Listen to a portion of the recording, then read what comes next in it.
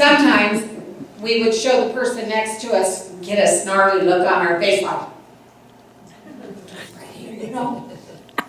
And maybe all we were pointing to was, what time do you want to have lunch? But the judge didn't know that. We were using the same tactics of intimidation as they were using.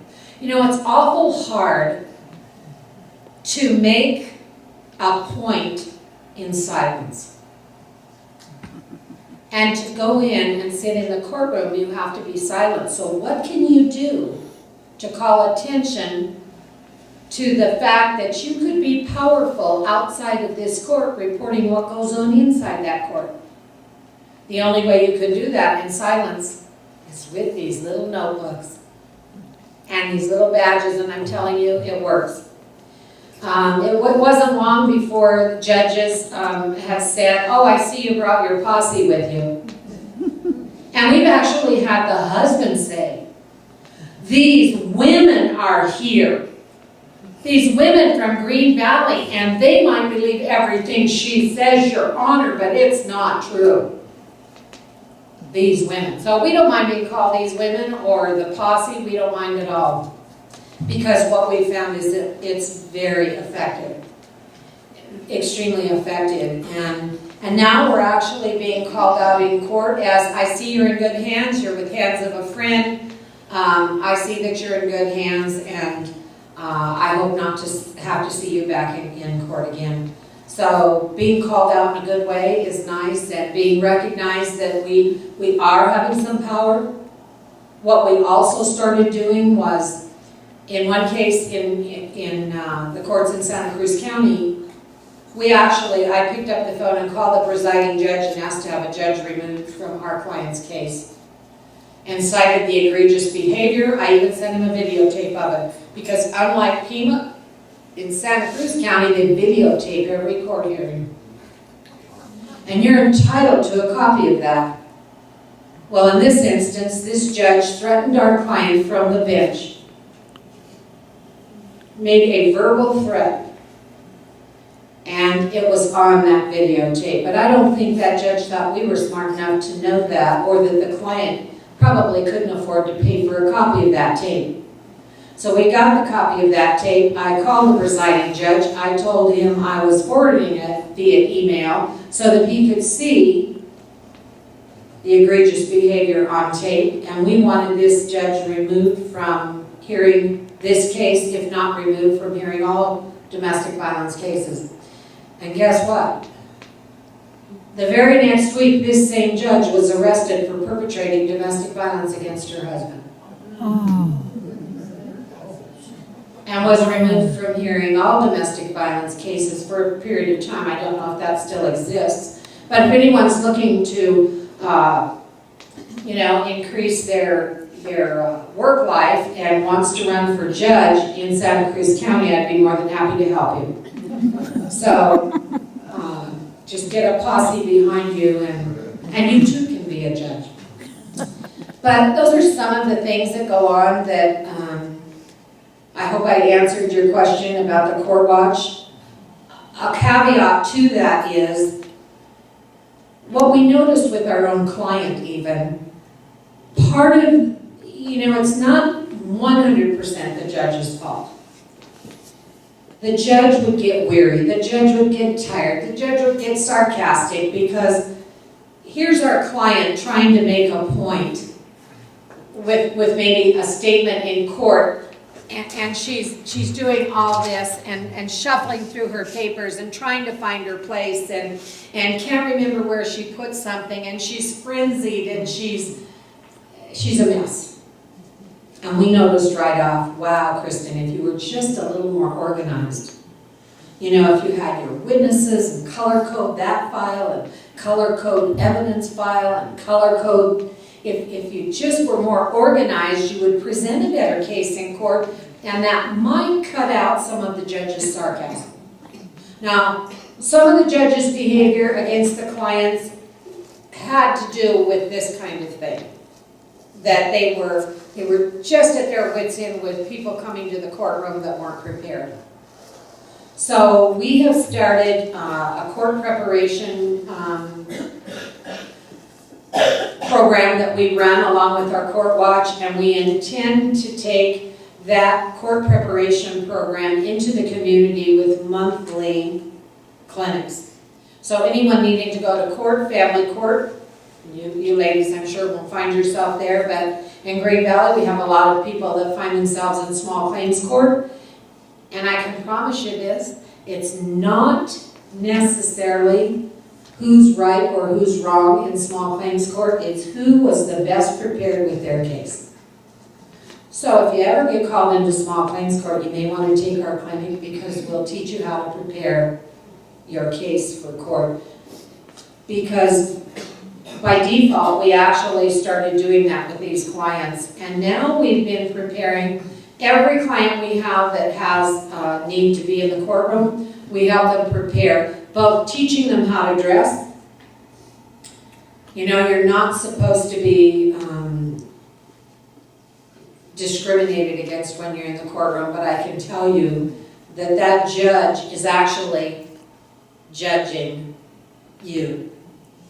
And if you're going into court, you're a young mother and you don't have any, he hasn't paid child support in a few weeks and you need money for your kids, and she sees you in a French manicure. Now she doesn't know that your mother paid for that French manicure to make you feel better. She doesn't know that. She just sees a French manicure and thinks, and you're telling me you have money problems. So we teach these girls how to dress for court. We teach them right down to the French manicure. We find quite the opposite. Female judges are the absolute worst as far as treating our women with equality. Now, I cannot say across the board that they're the hardest on female people in the courtroom. I can tell you they are the most difficult when it comes to being fair and equal with domestic violence victims. And I think it's the word victim. I think they and they actually can't help it, they radiate it on their faces. They radiate the indignance they feel to these women. They act like these victim women have let their breed down, and they treat them that way. You know, there's a lot of other things that go on in the courtroom that are not quite fair. We've had judges, we had this client in particular needed to have an expert witness testify. And I don't know whether you know it or not, but when you need an expert witness to testify, they get paid. That rate of pay can be anywhere from $500 to $2,500. And in this case, it was $1,500 for this expert witness to testify. And you pay for that expert witness, and then they show up in court. In this case, the judge totally mismanaged her time in the courtroom after our client, well, it wasn't our client, it was us, who paid for her expert witness, and the expert witness didn't get to appear. And guess what? They don't refund the money. They gave up the day's work to be there, and they do not refund that money, and there's no court that's going to give you your money back on it. And so you have to pay it again. Well, this woman's already in court representing herself because she has no money. And to put that double burden on her to have to pay now $3,000 for an expert witness because you mismanaged your time is egregious. So lots of those kinds of things go on that the playing field just is not equal for a domestic violence victim in court. We don't just go to family court, we also go to traffic court with many of these women. Traffic court seems to be a control mechanism that a lot of husbands use. If their wife gets a traffic ticket, they will not pay the bill because it's a means of controlling her and being assured that she won't attempt to leave. Because if they don't pay the bill, there'll be a warrant out for her arrest against that traffic ticket. And it is that warrant that they threaten the wife with. So we've been to traffic court a number of times, and we just tell our clients, we'll go with you to court, you will throw yourself on the mercy of the court, you will explain your situation, and we, to this point today, we've not had a judge not work with our clients on a traffic ticket. We actually have been into criminal court too, and we're very effective in criminal court. So we've spread ourselves thin, but we're getting ready to spread ourselves even thinner because we have got to open this clinic. No ifs, ands, or buts. This clinic has to come to the Green Valley Salad area. We're being inundated with this kind of work, and it's now become the bulk of our work, is working with these women in the courtrooms and preparing them for court. It's even harder, longer, more hours of work than what we do at Shelton. So if anyone thinks they would like to someday go into court with us as a court watch person, give us a call at DaZee's and we'll put your name on our list. We raise all the money ourselves. And DaZee's, named because, you guys all thought I forgot, huh? Named because I wanted to give women who struggle a day's ease. And so we called it DaZee's. And we spelled it bizarrely because we wanted people to remember us.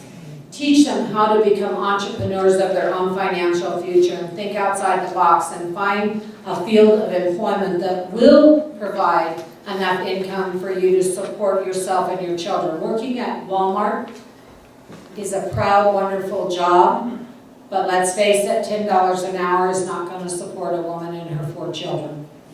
However, for $16,000, for $9,000, this same woman can go to beauty school to learn how to be a nail technician. Do you know that the first year as a full-time nail technician, she can be making $105,000 a year? That's doing 16 clients a day's manicures. That's just a manicure, not a fill, not the other high-priced things, just doing that French tip I was telling you. You don't want to show up in court in. Just doing a manicure. 16 manicures a day is one every 30, 40 minutes. 5 days a week, not 6. That can support you and 4 children.